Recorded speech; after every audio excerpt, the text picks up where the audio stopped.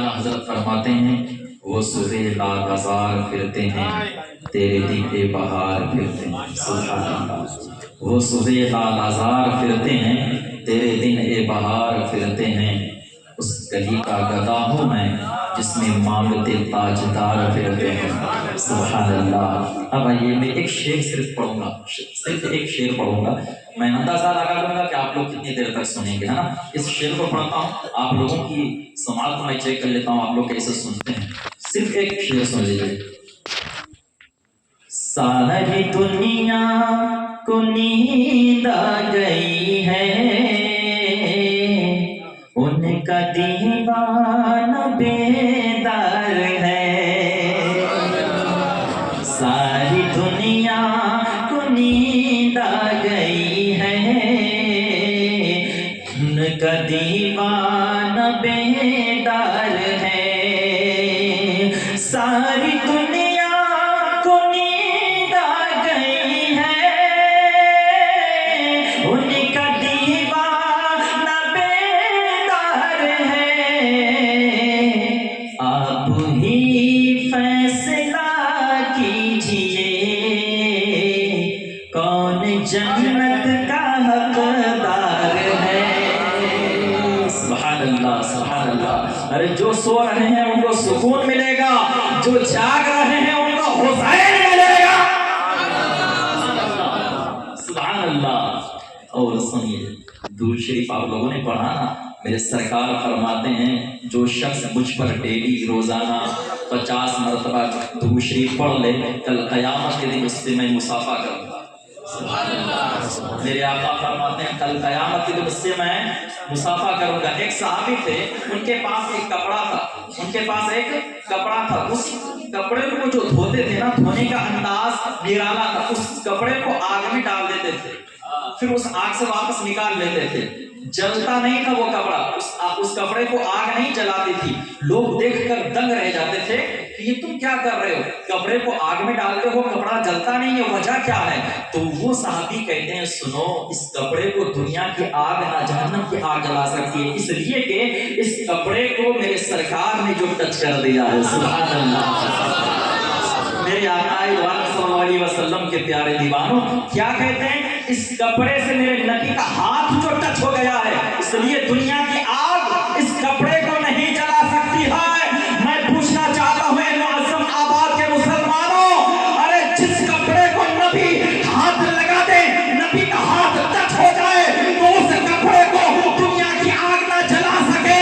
ارے جس امتی سے سرکار مصافحہ کر لے، اس امتی کو جہنم کی آگ کیسے جلا سکتی ہے؟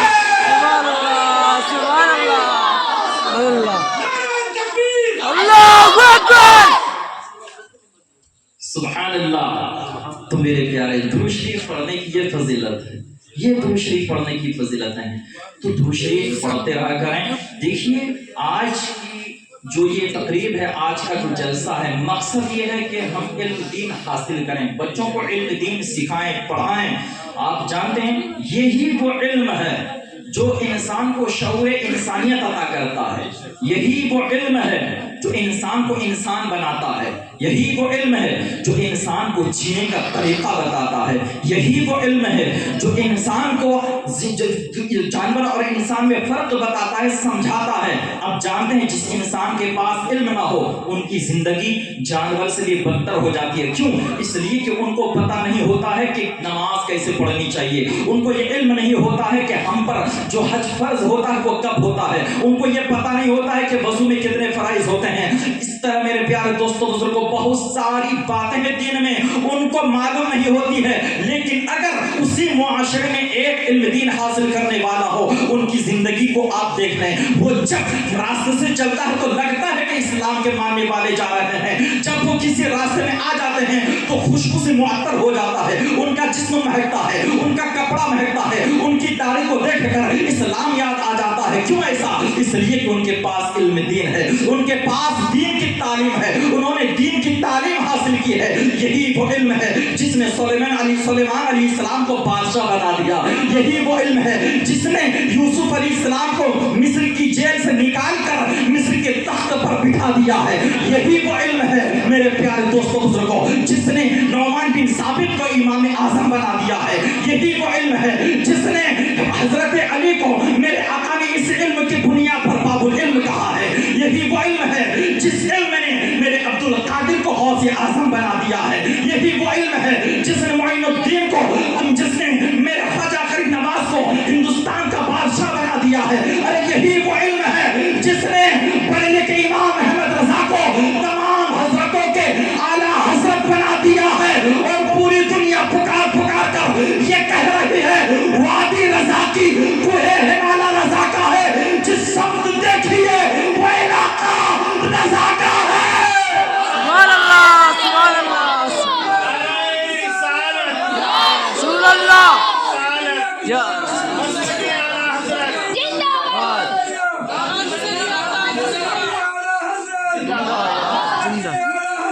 زندہ آباد، زندہ آباد، اللہ اکبر، یا رسول اللہ۔ وادی رضا کی کوہ ہمالا رضا کا ہے، جس سمت دیکھیے وہ علاقہ رضا کا ہے، یہی وہ علم کی برکت ہے میرے پیارے دوستو۔ جانتے ہو فرشتوں نے حضرت آدم کو کب سجدہ کیا؟ فرشتوں نے جب آدم علیہ السلام کی بارگاہ میں جھکا نہ، کب؟ اس وقت جب حضرت آدم علیہ السلام کے پاس نہ ایک وقت کا سجدہ تھا، نہ حضرت آدم علیہ السلام ابھی تک تسبیح و تحلیل کیے ہیں، ابھی تک حضرت آدم علیہ السلام نے ایک وقت کی نماز نہیں پڑھی ہے، لیکن جب وہ فرشتے جو ہزاروں سال سر پر سجود رہتے ہیں، وہ فرشتے جو ہمیشہ اللہ کی حمد و ثنا کرتے ہیں، وہ فرشتے جو ہمیشہ اللہ تبارک و تعالیٰ کی عبادت میں مہو رہتے ہیں، ان فرشتوں کے سامنے جب ان اشیاء کو حاضر کیا گیا، اللہ نے پوچھا اے فرشتوں تم اپنے دعوے میں اگر سچے ہو تو بتاؤ ان چیزوں کے نام کیا ہے؟ تو فرشتوں نے کہا لا علم لنا، ہمیں نہیں معلوم ہے۔ فرشتوں نے کہا ہمیں نہیں معلوم ہے۔ میرے پیارے دوستوں بزرگوں، فرشتوں کو جب اللہ پوچھتا ہے کہ بتاؤ ان چیزوں کے نام کیا ہے، نہیں بتا پا رہے ہیں، لیکن جب حضرت آدم علیہ السلام کے سامنے ان اشیاء کو حاضر کیا گیا، ان چیزوں کو حاضر کی گئی نا، جب حضرت آدم علیہ السلام سے رب نے پوچھا تو حضرت آدم علیہ السلام ان ساری چیزوں کے نام بھی بتا دیے، اور قیامت تک پیدا ہونے والی ساری چیزوں کے استعمال کا طریقہ بھی حضرت آدم نے بتا دیا۔ بولیے سبحان اللہ، سبحان اللہ۔ یہ علم ہے، یہ علم ہے۔ حضرت آدم علیہ السلام نے جب یہ طریقہ بتایا، نام بھی بتا دیے، فرشتوں نے جب یہ دیکھا نا، حضرت آدم علیہ السلام کی عظمت کے معترف ہو گئے۔ اب فرشتوں نے میرے پیارے جب یہ دیکھا معاملہ، تو اب اللہ تبارک و تعالیٰ نے حکم دیا فرشتوں کو، اے فرشتوں آدم کو سجدہ کرو۔ فرشتوں نے کب سجدہ کیا؟ جب حضرت آدم علیہ السلام کے اندر اتنے سارے کمالات پائے گئے، جب علم کی برکتیں پائی گئی۔ ابھی آدم علیہ السلام کے پاس ایک وقت کا سجدہ نہیں ہے، ایک وقت کی نماز نہیں ہے، ابھی ایک سجدہ نہیں، ایک رکوع نہیں، ابھی آدم علیہ السلام کے پاس کوئی سرمایہ نہیں ہے، لیکن آدم کو سجدہ کیوں کیا جا رہا ہے؟ یہ علم کی برکت ہے، یہ علم ہی کی برکت ہے۔ اس لیے بہت بڑے مفکر نے کہا تھا کہ اگر ایک مرد نے پڑھا تو ایک فرد نے پڑھا، ایک مرد نے پڑھا ایک فرد نے پڑھا، اگر ایک عورت نے پڑھا تو پورے معاشرے نے پڑھا۔ بہت بڑے مفکر نے کہا تھا اگر ایک عورت نے پڑھ لیا تو سمجھو پوری قوم نے پڑھ لیا، پورے معاشرے نے پڑھ لیا۔ کیوں یہ بات کہی گئی، کیوں کہی گئی تھی؟ جانتے ہو یہی علم ہے میرے پیارے دوستوں بزرگوں۔ اس لیے میری ماں اور بہنوں کو مردوں کی تعلیم کے حوالے سے تو بہت ساری باتیں آپ لوگ سنے ہیں اور سنتے بھی رہتے ہیں۔ اگر کوئی حافظ قرآن بن جائے ان کے والدین کے سر پر نورانی تاج عطا کیا جائے گا، کوئی عالم دین بن جائے تو وہ سفارش کریں گے، وہ شفاعت فرمائیں گے، بہت ساری باتیں ہیں، یہ برحق ہیں۔ لیکن عورتوں کی تعلیم کے حوالے سے آپ کچھ باتیں سماعت کریں۔ عورتوں کو بھی تعلیم سے آراستہ پیراستہ کرنا چاہیے، ان کو علم کی دولت دینی چاہیے، ان کو علم کا زیور دینا چاہیے۔ اس لیے میرے پیارے دوستوں بزرگوں، یہی وہ علم والی تو تھی جس نے مسعود کو فرید الدین بنا دیا، یہی وہ علم والی تو تھی جس نے محمد احمد کو نظام الدین اولیاء بنا دیا، یہی وہ علم والی تو تھی جس نے غوث اعظم کو تمام ولیوں کا شہنشاہ بنا دیا، یہی وہ علم والی تو تھی جس نے دین کے بھوک پیاس سے میٹھا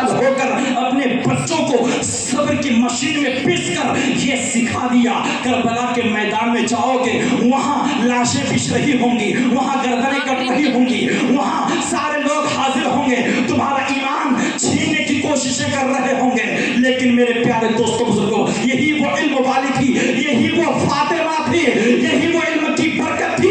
جب حضرت فاطمہ حسین کو تعلیم دیتے ہیں, ارے کربلا کے میدان میں لاشیں بچھا بچھا کر وہ تھک چکے ہیں. حضرت امام حسین کو سید الشہداء بنانے والی وہ حضرت فاطمہ ہی تو تھی. یہ علم ہی کی برکت تھی کہ میرے امام تمام شہیدوں کے سردار بن گئے ہیں. یہ علم ہی کی تو برکت تھی, یہ علم ہی تو تھا نا میرے پیارے. یہ علم ہی کی برکتوں سے یہ سارا معاملہ چلتا ہے. لیکن آج کل ہماری ماں اور بہنوں کو گمراہ کی جا رہی ہے. یہ بتایا جا رہا ہے کہ عورتوں پر تو ظلم کیا جا رہا ہے. اسلام میں عورتوں کا کوئی اسٹیٹس نہیں ہے, اسلام میں عورتوں کا کوئی وقار نہیں ہے, اسلام میں عورتوں کا کوئی مقام نہیں دیا گیا. پردہ کے نام پر ان کو کبھی بہکایا جا رہا ہے, کبھی طلاق کے نام پر بہکایا جا رہا ہے.